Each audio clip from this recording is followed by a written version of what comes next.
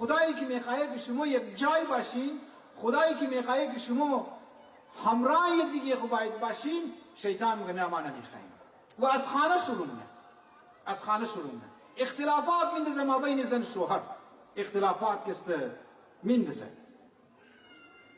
در مختلف طریقه ها، در مختلف کسته بهانه ها. پروگرامینگ داره. اگر شما برای آینده خود پروگرامینگ دارین، شیطان برای نابودی شما برنامه داره، پروگرام داره که ما چطور اینی خانواده را، چطور اینی فیملی را، چطور اینی اجتماع را، چطور اینی ملت را ما از بین ببرم، من از اختلافات، نزاع، دیسپیوت که است ما کریٹ کنیم. شیطان این برنامه‌اش است خاصا در آخر زمان. لذا امام ششم از ما می‌فرماید که هر جایی که دیدی، هر گروهی را که دیدی، هر مذهبی هیئتی را که دیدی، اگر مابین چی اختلافات پیدا شد، 14 سال پیش گفته بدان که اون شیطان رخنه کده و شیطان نفوذ کده، شیطان نفوذ کده.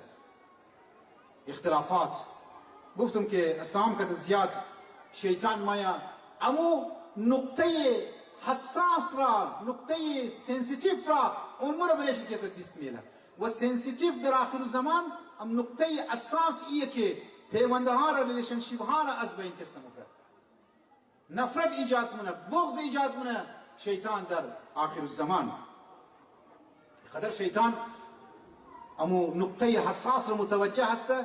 مطابق او روزم گفتم نه، 7 مجتهد علم شد یک جای کو، انفارمیشن شد یک جای کو. شیطان در امی زمان از 7 مجتهدم انفارمیشن چیز زیاد است، ایمان نداره یک لبر انفارمیشن چیزی که از 7 مجتهدم شیطان زیاد است.